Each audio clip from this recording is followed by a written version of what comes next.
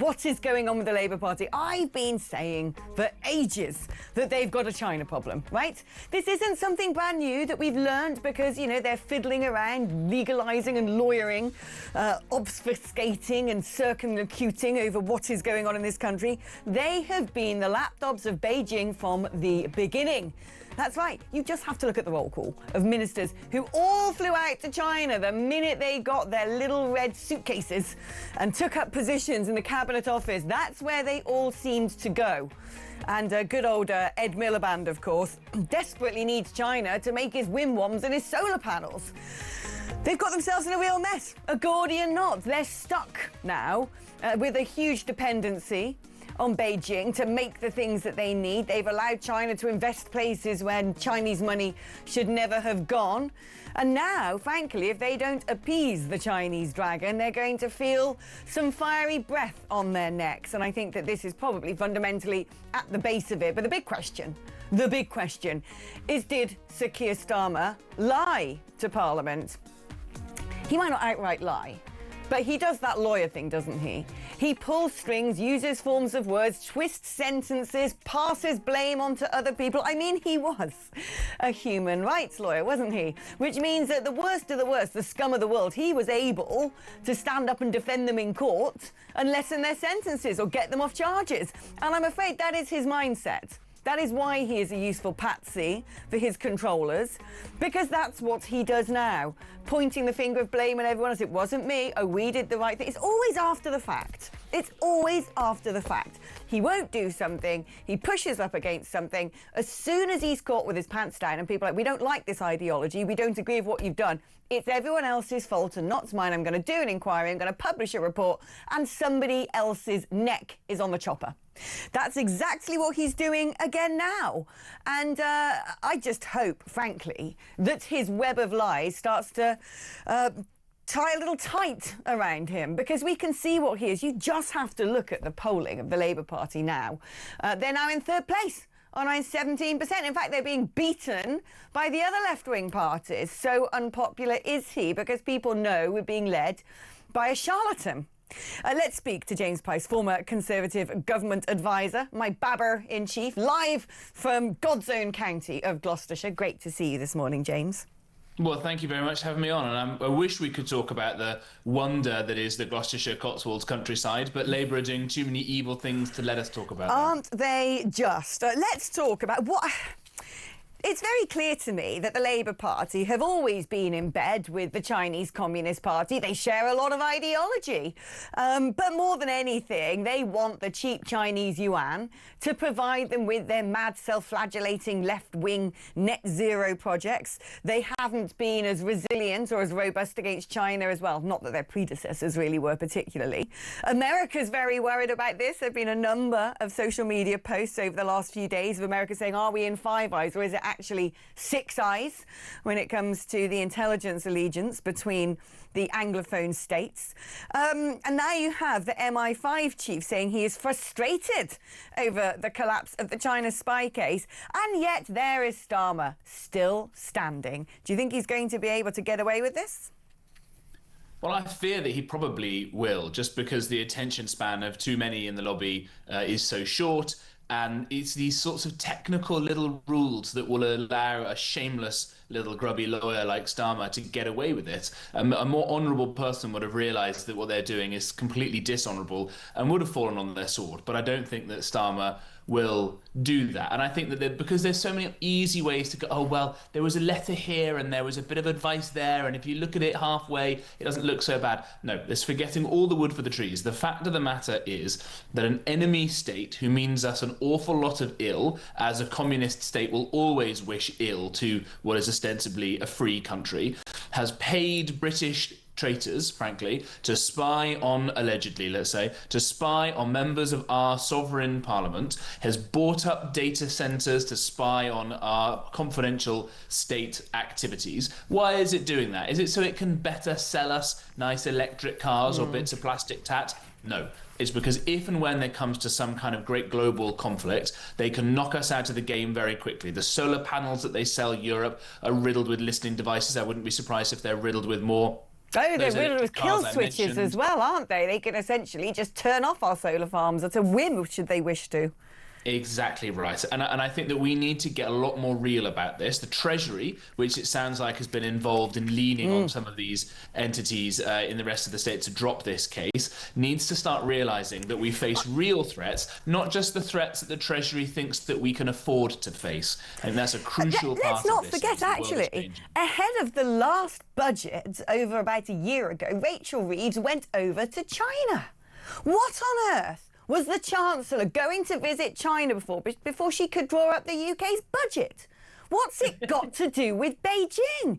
Jonathan Reynolds, the business secretary, he took a lovely little jaunt over to Beijing as well. In fact, it was Sir Keir Starmer's intention, and let's see if he still does it, to invite himself on a state visit there next year. It is very clear the Labour Party seem to have no issue with China. They love a bit of communism. They don't mind about destroying the West. In fact, it seems to be their want most of the time. And they know full well. And it's funny, isn't it, during this whole process, Ed Zero's in some sort of stationery cupboard, locked up and gagged. They're not letting him out to play, because I'd love to see the size of the bumper charity cheque he's sent over to President Xi in return for a load of wacko equipment that's probably, like you said, bugged for our own destruction. And then Jonathan Powell, we find out that the National Security Advisor, who again he's in some sort of stationery cupboard with Ed Miliband at the moment, was part of something called the 48 Club, which is sort of a hand-picked group of leaders who China seems to have a direct line to in order to spin their propaganda. I mean, when you look at it, this is utterly horrifying. This is not a friendly state. America is absolutely in a state of panic about this country's relationship with China. Starmer is doing his lawyering and his obfuscating. Nothing to see here, nothing to do with me, blaming everyone else but him. He doesn't care if other people's heads roll as long as his is saved. I'm blimmin' worried. Yeah, you're right to be worried, and people at home should be a lot more worried than they actually are. China is a long, long way away, and therefore we don't feel that it's as immediate a threat as, let's say, Russia. And in one sense, that's true. But what is it that's enabled Russia to keep its own war machine going for as long as it has? It's been the support of China, and it was the what's it called? The friendship that knows no limits between Russia and China, and I would throw Iran into the mix on that as well. Right, you've got the crinklies, haven't you, basically? You've got China, Russia, Iran, North Korea. Yeah, exactly. Chuck Little Rocket Man in there as well. Oh, Little Rocket, don't forget him. This is the axis of evil that we face, and they're all working in alliance with one another. And we have a choice to make, and we can choose to say, do you know what? China is so big and powerful and so rich that we're not going to go up against it, and we're not like we're in much of a military position to defend Ukraine or Taiwan or anywhere else anyway. So we could, there is an argument that says it's not our fight. Let America fight that out. We'll get flooded with loads of good cheap Chinese kit, and the quid pro quo will be we are defenseless against them and become a sort of outer satrapy of the Chinese. We could do that. The alternative is that we get serious about defending ourselves, that we strip engagement out from their companies that only come over here, frankly, to steal industrial secrets and corporate secrets from us. They've done that, you'll see, with high-speed rail, all those German companies that thought, goody, we're going to have all these sweet deals to build rail in China. Well, they went and did it for a bit. The Chinese looked at it, worked out they could copy it, and then got rid of them. And now those companies are going to go bust over there. This is the thing, actually. We have allowed China to gain an economic dominance over us. We didn't need to be buying solar panels and wind turbines from them at all. I know they make them on the dead cheap, but they do them by pumping out a load of CO2, by having coal-fired power stations and using slave labour. We didn't need to pursue this mad, economically destructive deindustrialisation strategy of net zero. We could have just got stuff out the North Sea.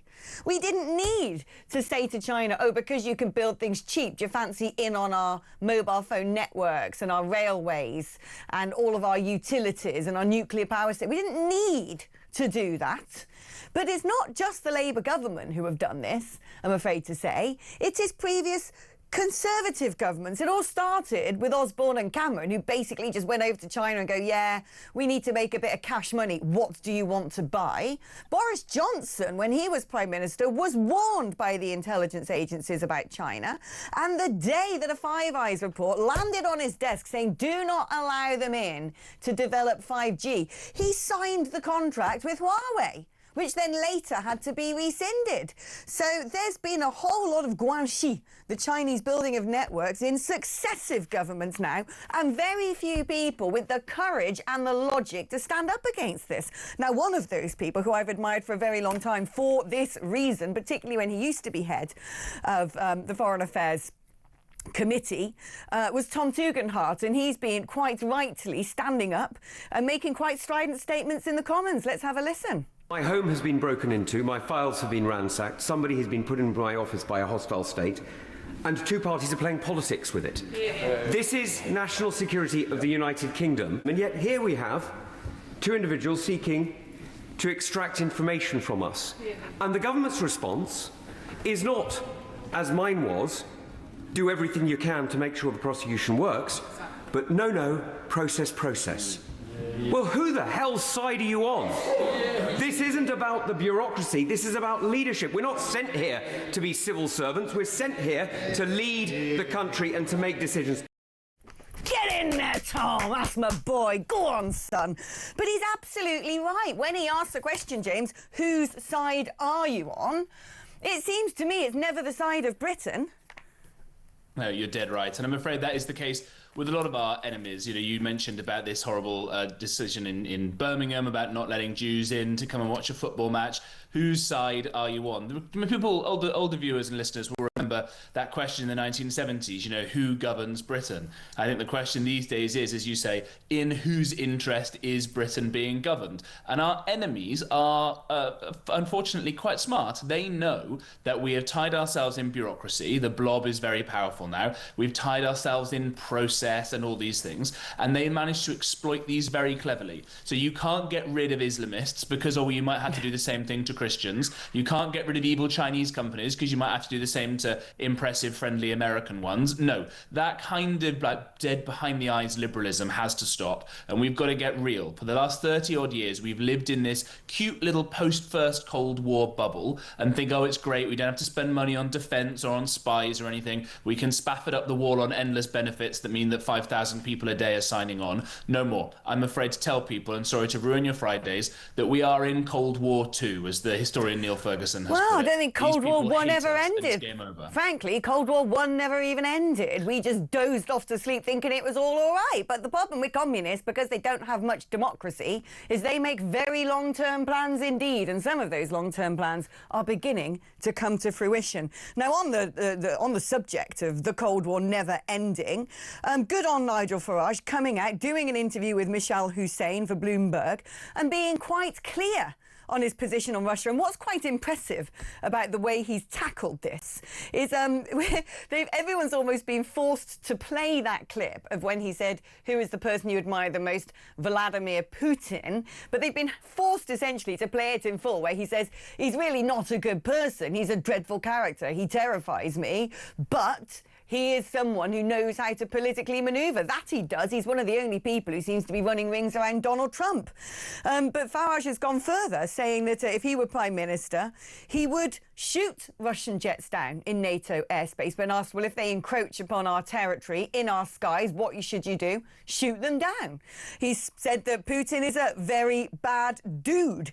He wants to see Trump now take a tougher stance against Russia.